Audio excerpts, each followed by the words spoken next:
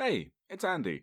Just to say, in this episode, I talk extensively about the Double Masters 2022 Alt Art Borderless art treatments for all the wonderful cards that are in this set. And I refer to them multiple times, if not exclusively, as the box topper art versions of many of the cards in the set. Because in the original Double Masters product, that is exactly what they were. The box toppers being the promo alt art borderless treatments for cards in the regular set that you could acquire when you bought a booster box of cards, and this was the extra card you got on top. Or indeed, 2 extra cards, I think. I'm making things up again. In this Double Masters 2022 product, that is not the case, and these alt art cards can be found in booster packs instead, and not as box toppers, which is great as an accessibility thing for awesome cards in a product. Not so good for lazy content creators who can't keep up with the fact that WotC decides to change what their product is every single time. So yeah, that's right, I'm blaming Wizards of the Coast for my absolute inability to do the most basic of research, and there's nothing you can do about it. So there. Stop going on about it. Stop highlighting it. It's done. Alright. Here's the episode, enjoy.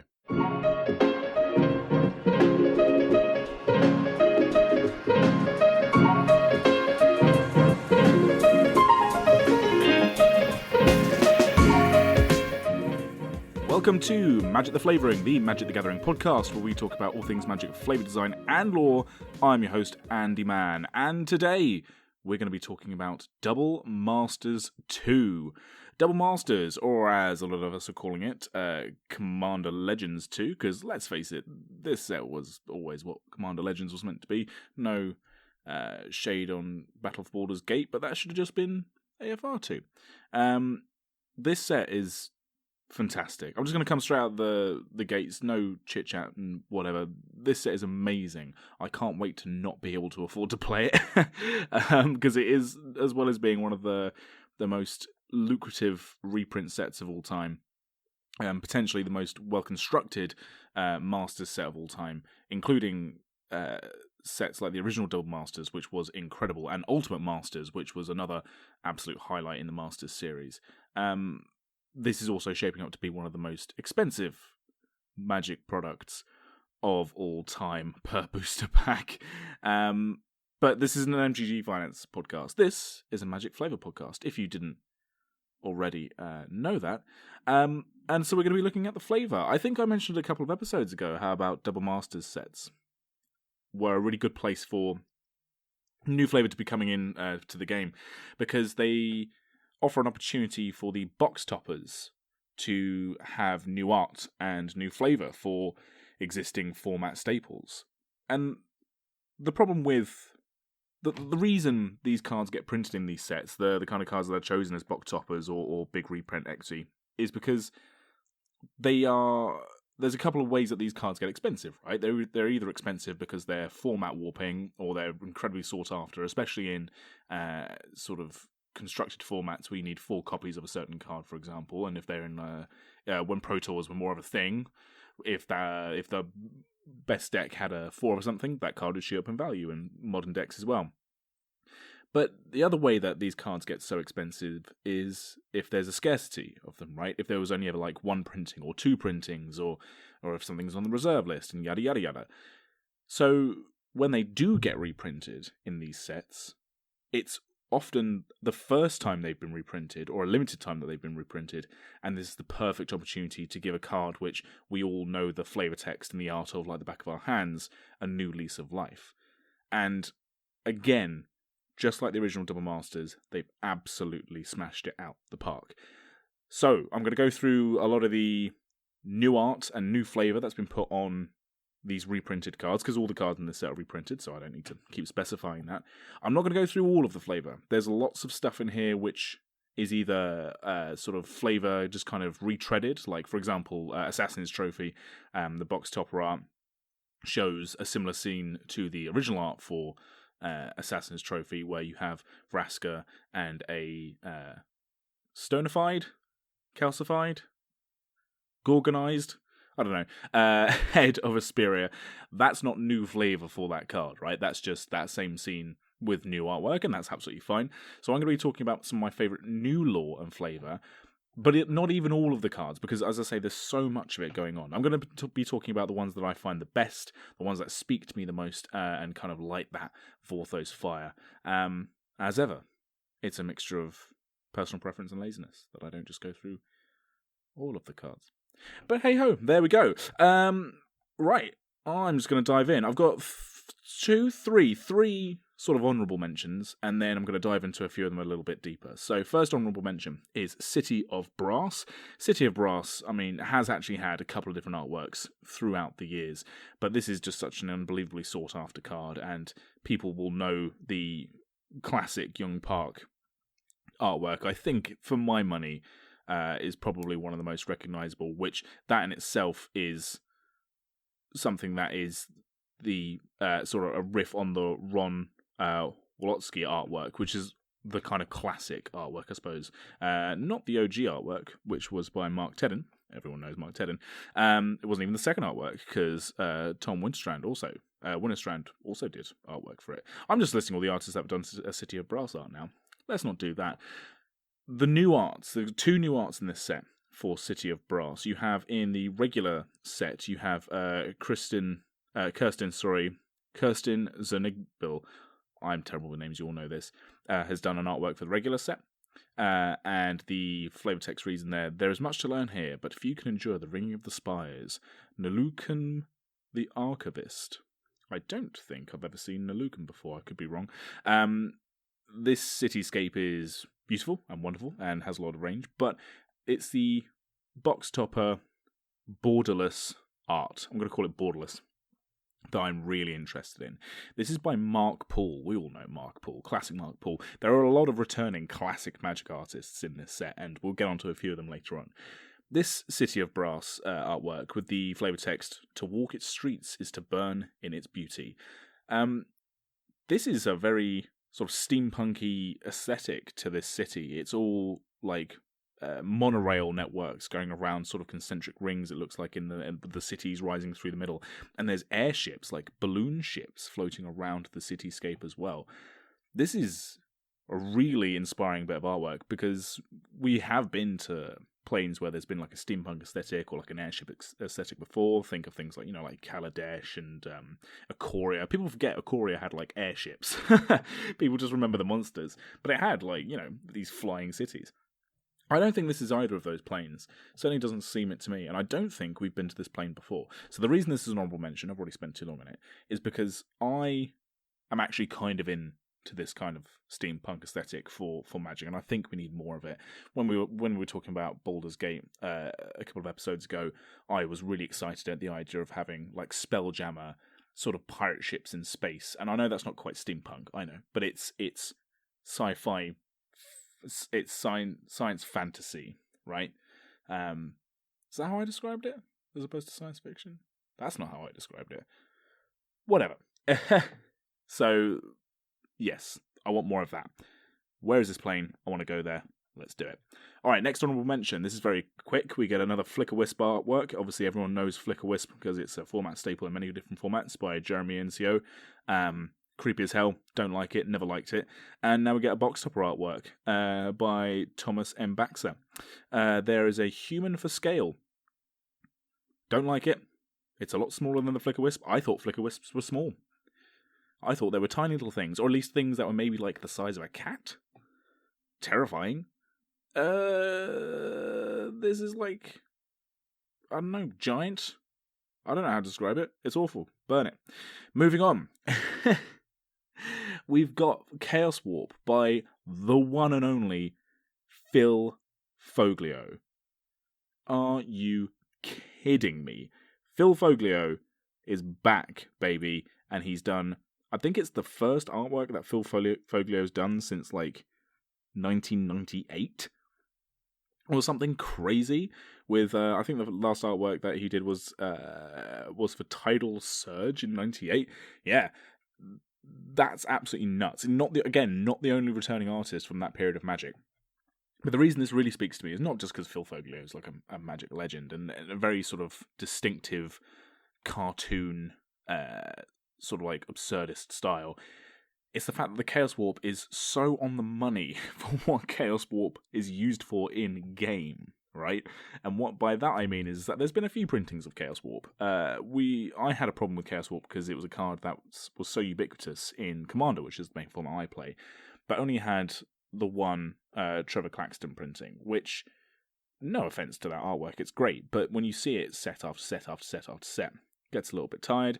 Then we had the Strixhaven Mystical Archives swing back around, and we got 2 new printings for Chaos Warp, which are obviously fantastic, but they were both very much a sort of play on a theme. It was very much like a dragon turning into something else, because that was just the aesthetic they went for.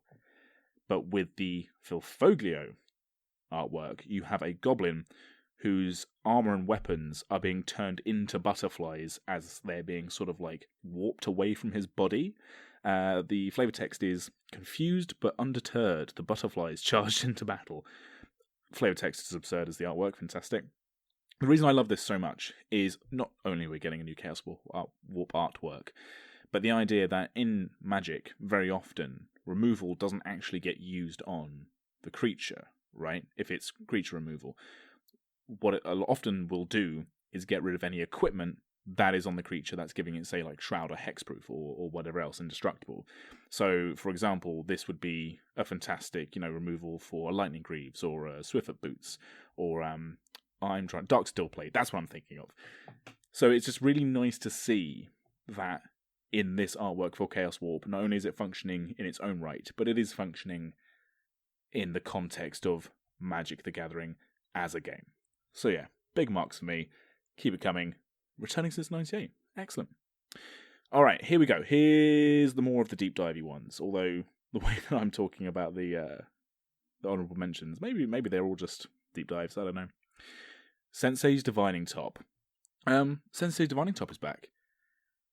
It should have been in Kamigawa Neon Dynasty. No, that's something that we're going to find a lot. I think with this set is not only is there this kind of consensus, maybe that a lot of the reprint equity for Commander cards that maybe should have found its way into Commander Legends 2, Battle for Baldur's Gate, we're also seeing cards that could have very easily slotted into recent sets and returning to recent sets as well. So people were really surprised. I was as well, that we didn't get a Cyberpunk top in Neon Dynasty. And that's because we're getting it here. Now, we're not getting it in the main set. The main set is still the... who did the original artwork for? Yeah, the Michael Sutphin artwork, which we know from OG Kamigawa block. And obviously there is, of course, the Rob Alexander Sensei's Divining Top from... where is it from? Eternal Masters, that's the one. Both of them iconic in their own right. My personal preference leads towards the OG artwork. And I also have a little life counter that's in the shape of a top as well. One of my most prized Magic accoutrements. But we were all really thirsty to see the sort of like the cyberpunky version, right? Well, here it is. By artist Greg Staples, classic Magic artist in their own right. And it shows a top, plain and simple, lying in some flowers with the neon cityscape behind it. And on the top itself, you see like a band of neon characters, like neon writing, going around the top itself.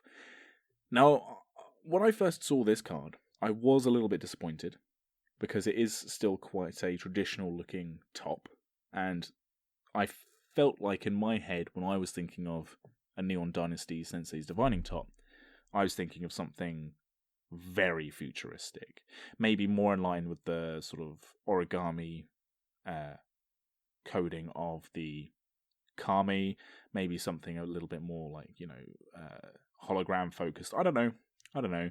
Maybe even something like to do with tattoos. I thought they could have got really weird with it. So to see quite a traditional looking top, I was disappointed at first, but I do think it actually makes a lot of sense.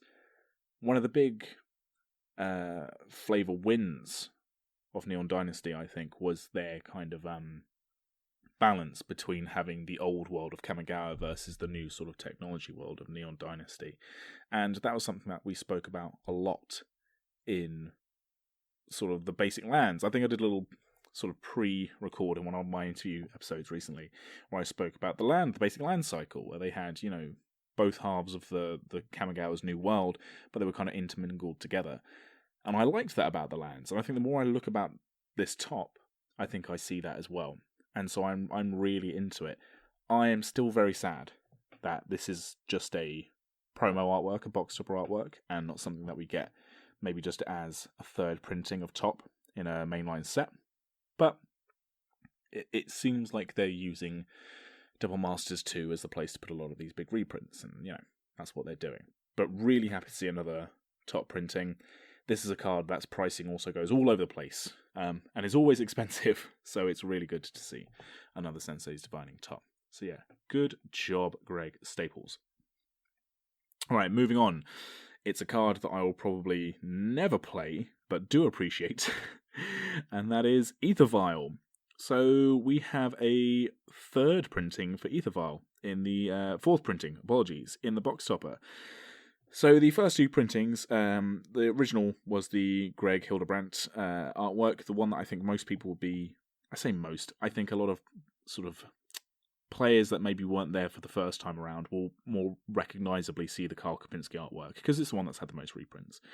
And there was obviously a, what did they call these ones? Kaladesh Inventions? Yeah, by Raoul Vitale.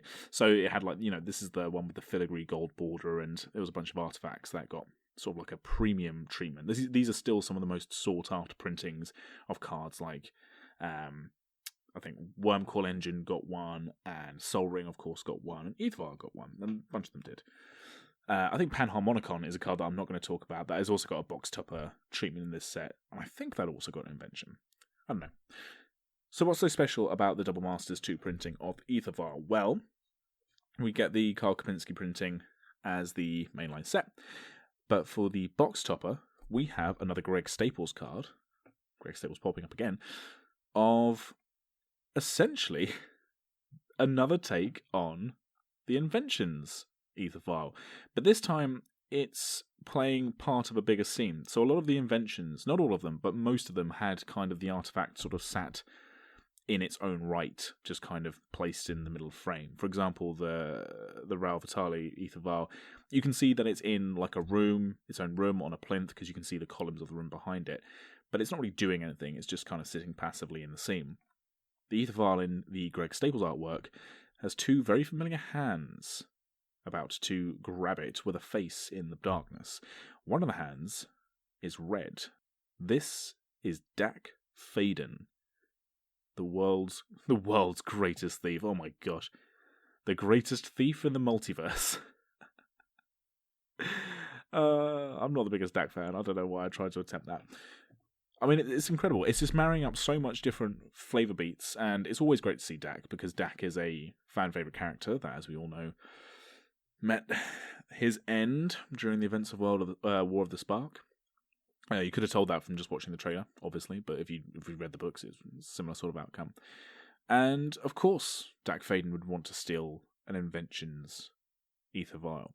And the thing that I really like about this, a little bit like the Chaos Warp artwork, is that it's making the cards that we play with kind of work on two different levels, where it is the object that exists in the multiverse and is having that function within the game itself, but also is exactly how we perceive it in the real world playing the game. And I know, it's like, oh yeah, well done, Andy, you got the symbolism there.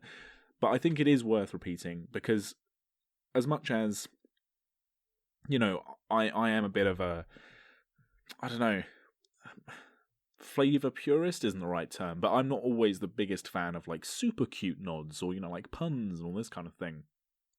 When you're dealing with sort of promo cards of some description, so like these box toppers, for example, I think that is a really nice space to explore some of these, kind of more knowing themes. And, that's just me looking at it from a very wanky point of view. It's like, of course this is be something that the greatest thief in the multiverse would want to steal, because it is itself an invention, and the invention cards are very expensive. But obviously, it is obviously the card in itself, and even if you had no idea that the Inventions Ether Vial existed, it still works in its own right. So yeah, big props, really well done. Nice little legacy to the Inventions artwork, and of course to Dak Faden. Cool. I'm going to move on to Concordant Crossroads. Now, this card has received a few different artworks. Obviously, the Amy Weber one is the most famous. That shows like the cascading waterfalls with the Bird of Paradise.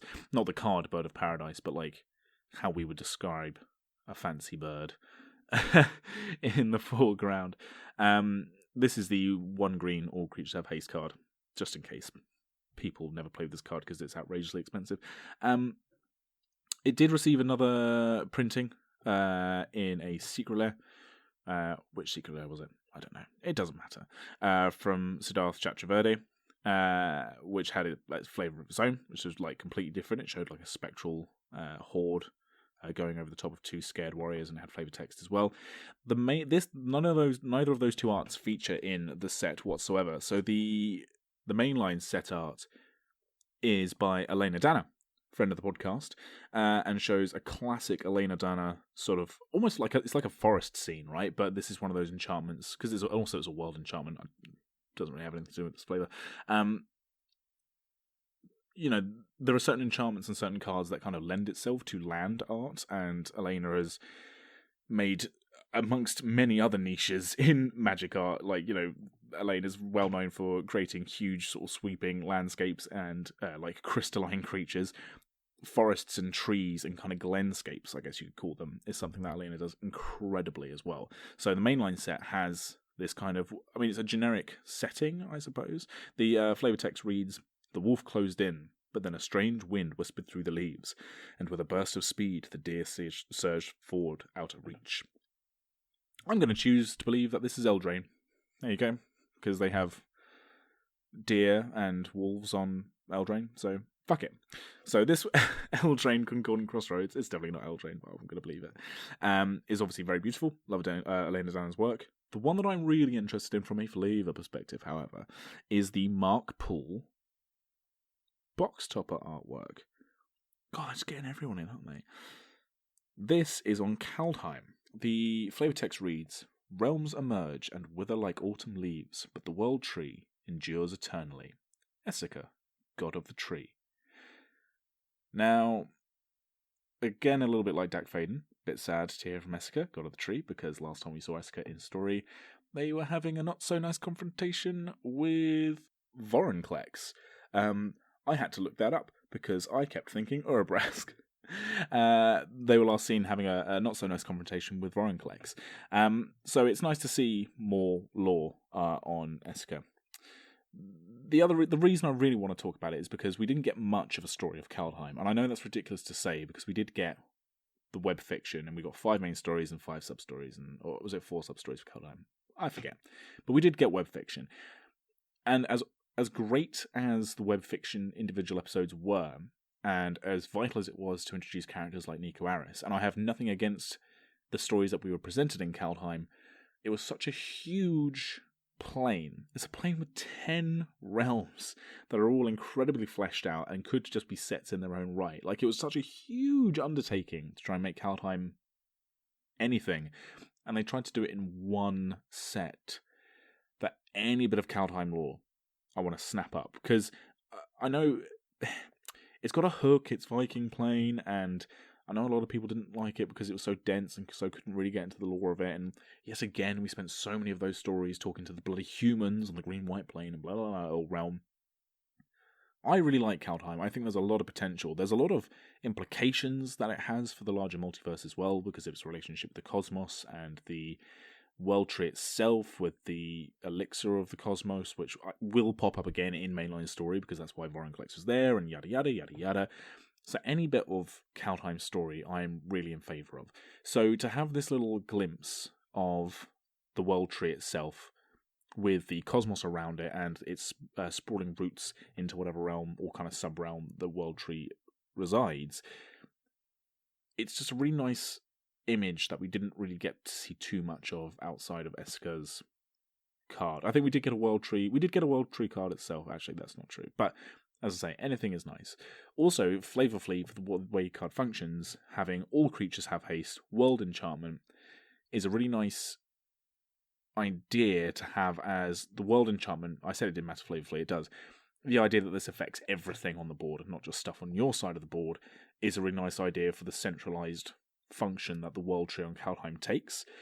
And the flavor text of Essica sort of objectively looking at the rise and fall of realms within the world of Kaldheim, the fact that the denizens of these realms, if the realms wither and bloom and kind of come and go, and it's all very quick to a god's eyes, the idea that creatures have haste and therefore have their form and function sped up is just a really nice way of doing it. And yeah, I think it's a perfect thing to put on to this card. So much so that I wouldn't have been shocked in hindsight. I mean, it's all in hindsight, I guess, if this card had just shown up in Kaldheim as Concordant Crossroads, this is what the World Tree does. Or if the World Tree card had something similar. I'm going to see what the World Tree actually did, because I forget. World Tree, blah, blah, blah, blah. Oh, it's get a god, put it onto the battlefield. Yeah, rubbish. Concordant Crossroads is, I think, a much better choice. No, the World Tree was fine, actually, within the set. But, yes, very good card, Concordant Crossroads. Alright, I've got a doubler for you. Next up, it's Young Pyromancer and Seasoned Pyromancer. Everyone knows Young Peasy. Come on. We've only had 2 artworks for Young Pyromancer. Can you believe that? We've got the OG artwork from M14 from the one and only Cynthia Shepherd. That did get a couple of different frame treatments. For example, in Time Spiral Remastered, it got an old frame. And in... when did it get that Chandra Flame? What set is that? Oh, in Signature Spellbook. Oh, okay. I'm looking at the stuff on Scryfall, if you couldn't tell. I really did not like those Planeswalker frames at all. But now, we get Steve Prescott introducing us to both the new artwork for Young Pyromancer and new artwork for Seasoned Pyromancer. Again, a card that's only had 2 printings of it. I mean, everything ties in so well. So, obviously, Seasoned Pyromancer as the card that was first introduced during the original Modern Horizons. Again, an artwork by Cynthia Shepherd. And seeing as Steve Prescott is doing both Young Pyromancer and Seasoned Pyromancer in this set for the box topper, because the Cynthia Shepherd's one are the main set ones. Even that decision was absolutely excellent. The character of Seasoned Pyromancer, whilst not explicitly stated on the card, is very clearly meant to be an all-grown-up version of a Young Pyromancer because of the hair and the goggles and, you know, just the way that it's laid out, the sort of stance and everything.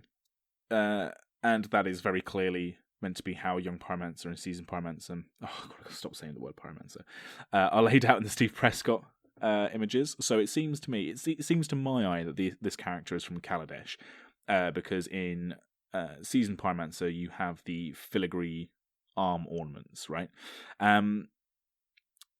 Both of them, obviously being Pyromancers, so that there's a link there. They both seem like they're from the same plane because of the style of dress and everything. They have a tiger sort of sash ornament, which there is a name for it, I'm sure, that is on both of the cards. And in Young Pyromancer, the Steve Prescott version, this character is making little flame familiars that are cats playing with a little flame ball of yarn, which is really cute. And in Seasoned Pyromancer, these cats are now tigers to match the little sash ornament. Now, that's all great. Those all connections really work, and it's kind of like, oh, here's another version of this character. That's all wonderful. The kind of extra layer, the extra peel, which is really cool, is that, so the Steve Prescott versions are a character from Kaladesh. Chandra Nalaar is a character from Kaladesh, and Chandra Nalaar is linked to Young Pyromancer, specifically because Cynthia Shepherd's Young Pyromancer card, the character is wearing a brooch that has a picture of Chandra in the brooch. So it's this kind of nice full circle thing. Young Pyromancer, I've seen some people kind of suggest that the original Young Peasy is from Kaladesh. I don't think so, because the buildings in the background of that artwork doesn't suggest that. So I think this is someone who's met Chandra as Chandra's kind of moved through the multiverse. But just to have that kind of planar connection as well, it's just great. And obviously this card, the Steve Prescott card, isn't time-coded in, like, the Magic lore. So this could be a character from, like, ancient quote-unquote Kaladesh or modern Kaladesh. If it's a character from modern Kaladesh, that's a really cool idea, because the whole point of Chandra's struggle on Kaladesh is that mages specifically were sort of frowned upon and outlawed, and it was technology that kind of took the rise. So if this is another pyromancer on the plane of Kaladesh, that shows like a shift in the plane, dynamically and politically. So that's kind of exciting. I'm going to stop saying the word pyromancer. All right, last up for my main picks for Flavour, and then I'm going to talk about another honourable mention that I missed, but I just remembered, and that is Anger of the Gods. Whoo, baby! I really like the function of this card. Shame that its OG artwork is by an artist that we all agree is a bit of a douchebag nowadays. Noah Bradley was the OG artist for Anger of the Gods. That was in original Theros block, and the artwork is bang on for what we need to do. So the flavor text is, there was no reason to pray, this is already an act of the gods. And it shows a man carrying under a tree with spitfire fire raining from the heavens. And it's an artwork that beautifully conveyed the anger of the Throsian gods. It's also in the Command Zones podcast opening titles on their YouTube channel. That was animated by Jeffrey Palmer, who, if you don't know who Jeffrey Palmer is, go look them up. They're amazing. Animating Magic cards for a long time now. But as anyone who's kind of been in the Magic Zeitgeist knows, and it's not something we've talked about too at length in this podcast, because you don't really want to give them too much of a platform either, Noah Bradley is one of the artists that in recent history has been sort of let go by Wizards of the Coast because of allegations, specifically in Noah Bradley's case, revelations, not allegations, revelations of Noah's predatory nature towards women in various different settings, and just general utter douchebaggery. So, that's a card art that I think people are very uncomfortable playing with.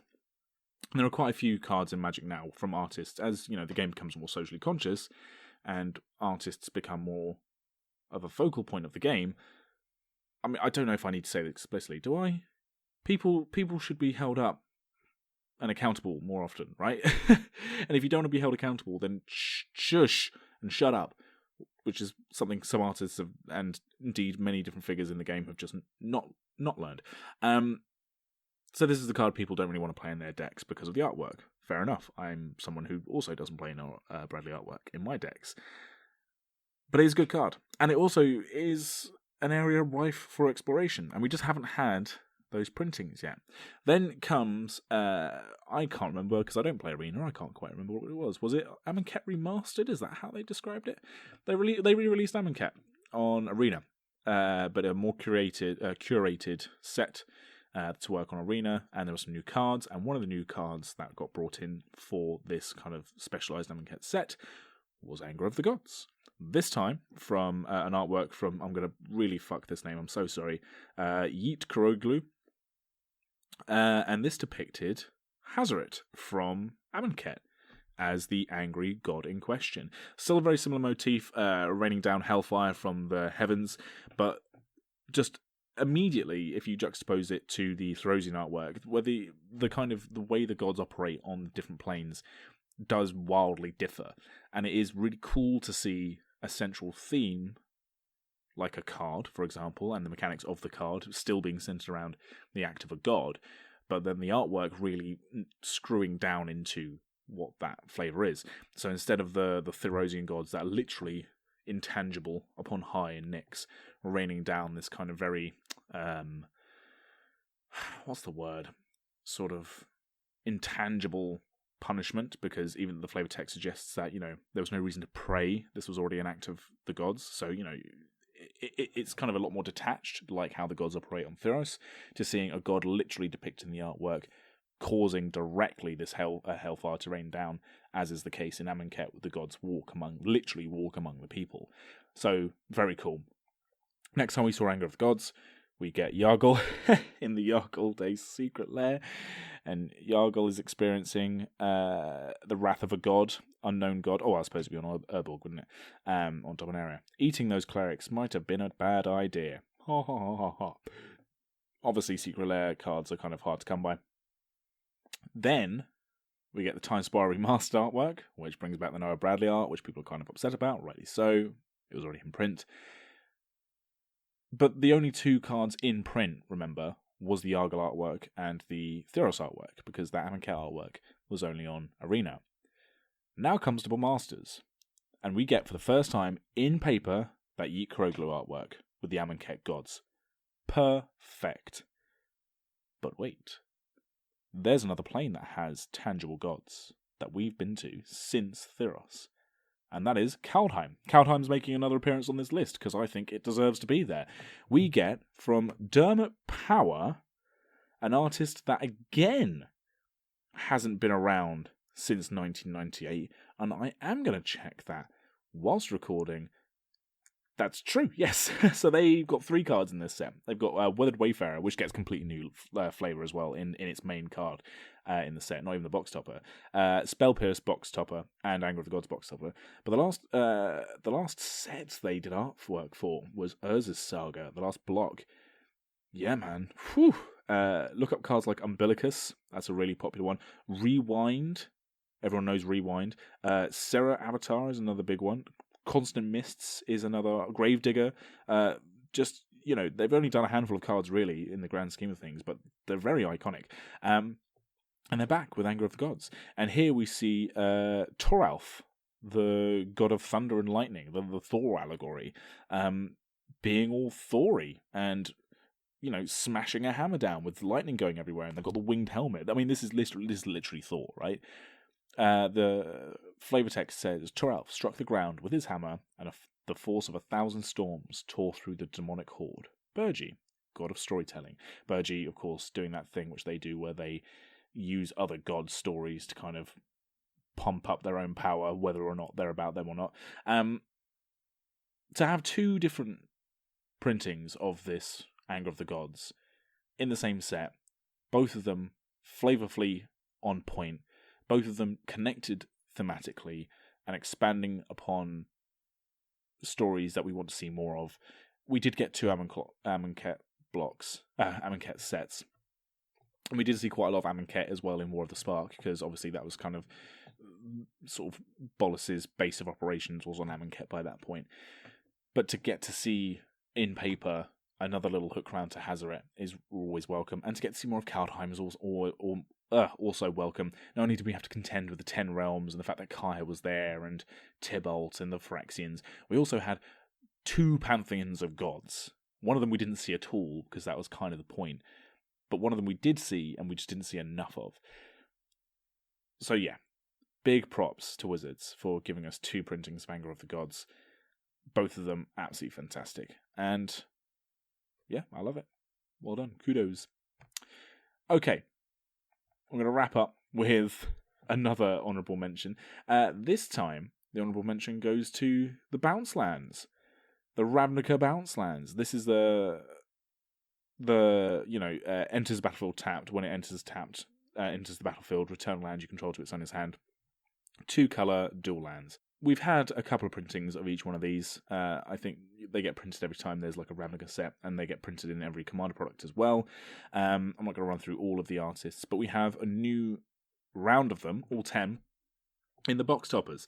And the thing that I really like about these, the reason why they're my honourable mention, is because we finally actually get to see a land card associated with the guilds. I mean, these lands literally have like Gruul Turf, Izzet Boilerworks, Ors of Basilica, actually showing some of the day-to-day life of these different guilds, which I think is a huge missed opportunity on the cardboard. When Nicky Drayden did their pre-War of the Spark Ravnica stories, they were all based around a day in the life of a guild member going about their guildly business, as opposed to, say, Planeswalkers or whatever. And that really fleshed out the guilds in like a very sort of like tangible way. And it's something that on the cards you just don't see as much, even though you should. And we've been to Ravnica a fuck ton of times. So I love the fact that, for example, on Ors of Basilica, you actually get to see an Ors of sermon in progress in a church. In Rakdos Carnarium, you can see the three-ring circus of horrors going on. In Gruul Turf, you can see all the different Gruul tribes pummeling the crap out of each other for dominance. Golgari Rut Farm, you see quite a beautiful, actually, vista of a Golgari Rut Farm. It is what it is. But you see these giant mushrooms being grown from the ground as... We forget sometimes the Golgari are the main farmers and food producers for the majority of the plane because of overpopulation. They have to turn to fungus and, things that grow as opposed to, cattle or whatever they would have on Ravnica. I mean, probably not cattle because you do have Mindsaw. You know what I mean. And the giant mushrooms are really beautiful in the Donato Giancola artwork for Golgari Rock Farm. I'm not going to run through all 10. I just really love the fact that these lands that, I'll be honest with you, I've started taking them out of my decks. Especially if they're... Yeah, if I feel like the decks already have a decent enough mana base, there are a lot of mana rocks, I do tend to take these out. But they are iconic lands to the game because they're a very easy, accessible 2-colour land to pop into your decks. So it's fantastic to see them get new artwork that's a lot more evocative of what the guilds actually do, and also get the borderless treatment. So yes, good job. Also, you just can't beat those two-tone text boxes, can you? The Is It one's always so cool. Yeah, anyway, I'm just looking at magic cards now. You ever listen to a podcast of a man just watching a screen? Oh, also, sorry, just going to chuck this at the very end there. Someone let Richard Kane Ferguson out and about, and it's fabulous. So, yay for Richard Kane Ferguson. I actually just bought an RKF art card, Profane Tutor, from Timesbar Remastered. Nothing to do with this set, but, I mean, we say this about a lot of artists, but if there was a card game that was just exclusively Richard Kane Ferguson, I wouldn't be mad. There's so much more flavour I haven't even touched on here. Wall of Omens, Gifts Ungiven, Thought Scour, the list could go on. I love these Double Masters sets for the flavour that they give, and I really hope, beyond hope, that people don't get priced out of playing this format. There is a chance that I will be getting some of this format in to play, because tomorrow by the time you're hearing this, technically in 2 days' time, I will be heading off to Command Fest Birmingham. Nathan, who is now back in the country from his trip to Mexico, I think is already in Birmingham right as I'm recording this, and tomorrow he'll be there for the Saturday. I'm just going up for the Sunday, and Nathan will be there for both days, as well as a bunch of our friends from Rule Zero London, the best LGS in London and indeed the UK as far as I'm concerned. And I'll also be meeting up with a bunch of cool content creator friends that we've made along the way. So, for example, Adam Knight, known as Adam the Gathering, will be there. And yeah, we're going to meet up and hang out and play a lot of Magic. And I haven't been to a Magic event since Magic Fest London, which was the last event in the UK before. Was it, or did Liverpool come after? I don't know. It was the last one that I could attend before the world stopped for COVID-19 lockdowns. And we haven't had a UK Fest since. There's not a Command Fest London, so it is just going to be Birmingham this year. And yeah, I'm really excited. I'm a bit sad I can only go to the Sunday, but such is life. If you're listening to this now and you're in the UK, you're either not going to Command Fest Birmingham, which I am sorry that you haven't been able to go, or you're at Command Fest Birmingham listening to this as you're walking around the halls. Don't do that. Stop listening to this, go play some Commander. But if you are still listening, even though I've just said that, and you want to say hi to me or Nathan, come up, say hi. It'd be great to see you. Great to get a game in if we can. There's a world plane chase event going on where there's going to be a whole section of different pods, and all the pods have to go through the different planes together. I don't know how they're going to do that, but that could be fun to witness and indeed playing. I've whittled down my 6 decks, so I'm going to be taking Atris, Karlov. I don't know why I said it like that. Atris, Karlov, Tovalar, Ziatora. I'm going to take. I'm also going to take Belb.